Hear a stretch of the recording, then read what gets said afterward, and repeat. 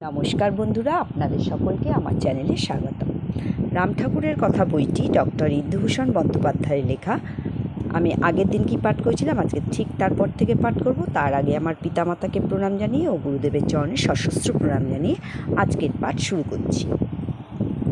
কিন্তু প্রভাতবাবুও নাছোড়বান্দা স্টোভটি ঘরের এক কোণে সরাইয়া লইয়া এমনভাবে বসিলেন যে দিদি আর স্টোভের নিকটে যাইবার উপায় থাকিল না। আমি জিনিসগুলি আগাইয়া দিলাম এবং প্রভাতবাবু কড়ায় তেল ঢালিয়া দিলেন। দিদির কিরূপ প্রতিক্রিয়া হয় বোধহয় তাহা দেখিবার জন্যই প্রভাতবাবুর ইচ্ছা করিয়াই খানিকটা বেশি পরিমাণে তেল ঢালিয়া দিলেন। দিদি একেবারে হা হা করিয়া উঠিলেন এবং প্রভাতবাবুকে লক্ষ্য করিয়া বলিলেন, মুদির দোকানে ফেল পড়বে যে। আমরা কোনো কথাই বলিলাম না। রান্না চলিতে লাগিল। ডিম ও মাছ প্রস্তুত হইয়া যাইতেই প্রভাস একটা অ্যালুমিনিয়ামের প্যানে করিয়া চাল ধুইয়া লইয়া আসিল। প্রভাতবাবু যে ভাত ও আলাদা রান্নার ব্যবস্থা করিয়াছেন ইহা আমি জানিতাম না। দিদি অনেক কিছুই বলিলেন, আমরা গ্রাহ্যও করিলাম না। কিন্তু আমাদের ফাড়া তখনও কাটে নাই। পরিবেশন করিবার জন্য তিনি উঠিয়া পড়িয়া লাগিলেন, কিন্তু প্রভাতবাবু কিছুতেই স্বীকৃত হইলেন না। অনেক দিন পরে নিজের বাসায় পরিতোষপূর্বক আহার করিলাম। আমাদের খাওয়া দাওয়া দেখিয়া দিদির মুখের যে অবস্থা হইয়াছিল তাহা পাঠক পাঠিকারা কল্পনা করিয়া লইবেন। আমি বলিয়া উঠিতে পারিব না। আহারের পর দিন প্রভাতবাবুকে দিদি বলিলেন, খাওয়া তো হইল, এইবার একটু ঠাকুরের কথা বলো শুনি। প্রভাতবাবু সমস্তই জানিতেন, সুতরাং তিনি তৎক্ষণাৎ বলিলেন, ঠাকুরের তো ওই এক কথা, পতিসেবা, পতিব্রতা ধর্ম। দিদি ক্ষিপ্ত হইয়া উঠিলেন, তোমাদের যেমন ঠাকুর তেমন তোমরা, ইত্যাদি অনেক কিছু বলিয়া নিজের ঘরে চলিয়া গেলেন। ইহার কয়েকদিন পরে একটা অনিবার্য কারণে দিদি আমাদের ঘাড় হইতে নামিলেন। আমরা হাঁপ ছাড়িয়া বাঁচিলাম। দিদি ঢাকায় চলিয়া গেলেন।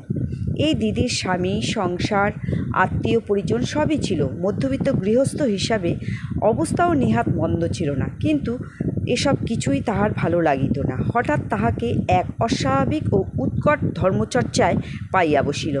ধর্মটর্ম অবশ্য সবই বাজে, আসল মতলব লোকের কাছে একটু বাহবা পাওয়া, অর্থাৎ প্রতিষ্ঠা। তিনি আহার ছাড়িয়া দিলেন এবং তাহার আচরণের দ্বারা দেখাইতে লাগিলেন যে সংসারে তাহার কোনো আসক্তিই নাই। কেহ কেহ যে তাহার আচরণে তাহাকে একজন প্রকৃত ধর্মপরায়ণা বলিয়া ভুল না করিলেন এমনও নহে। সুতরাং তাহার একটু খ্যাতিও হইল, কিন্তু ইহার সমস্তটাই কৃত্রিম। শীঘ্রই তিনি চুরি করিয়া খাইতে আরম্ভ করিলেন।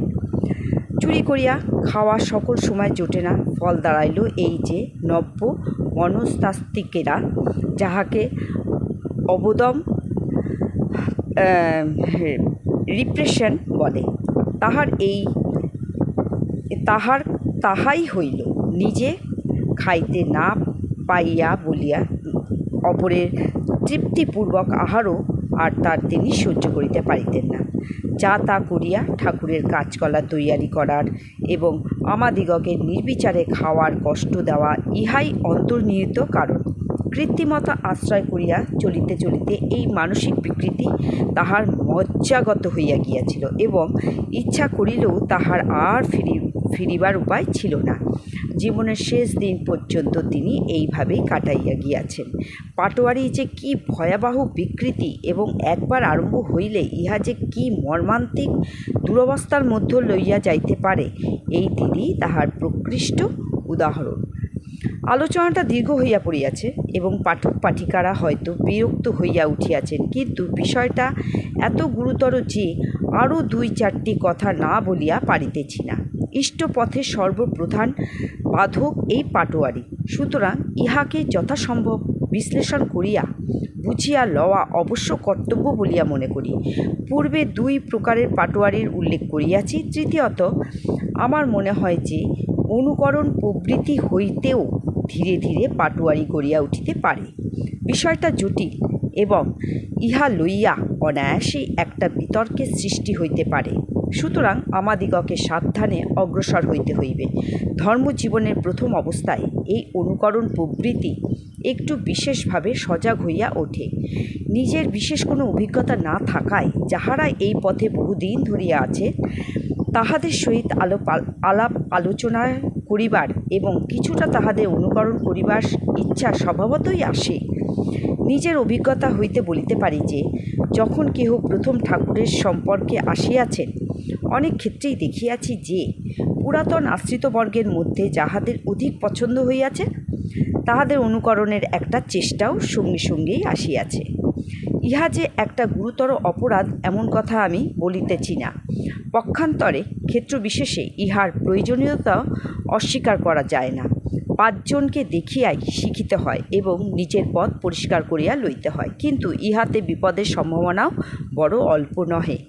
একথা ভুলিলে চলিবে না যে প্রাক্তনানুসারে মানুষের দেহ, মন ও প্রকৃতির গঠন বিভিন্ন প্রকারের লইয়া হইয়া থাকে এবং এই জন্যই যাহা একেবারে পক্ষে স্বাভাবিক ও মঙ্গলপ্রদ, অপরের পক্ষে ঠিক তাহাই হয়তো অমঙ্গলের কারণ হইতে পারে। এই জন্যই ঠাকুর বলিয়াছেন, পরের বুদ্ধিতে অধিক চলিলে মলিন হয়, আপন বুদ্ধি সমাদরের যোগ্য। আরও বলিয়াছেন, পরের ঐশ্বর্যের প্রতি লোভ করিতে নাই, নিজের যেটুকু ভক্তি শ্রদ্ধা ভগবানকে দেন সেইটুকুই নিয়া সন্তোষ থাকিতে হয়। বেদবাণী প্রথম খণ্ড 202 এবং 287 নম্বর পৃষ্ঠায় আছে এটা। একটু ধৈর্য ধরিয়া থাকিলে নিজ নিজ স্বভাবোপযোগী অভীষ্ট পন্থা আপনি গড়িয়া ওঠে, কিন্তু ধৈর্য বস্তুটা এ সংসারে নিতান্তই বিরল এবং সেই জন্যই তাড়াতাড়ি ফল পাইতে গিয়া যেমন কষা আমের গুড় মাখিয়া লওয়া, অন্যের অনুকরণ করিতে গিয়াও সেইরূপ নানাবিধ জঞ্জালের সৃষ্টি করিয়া ফেলি।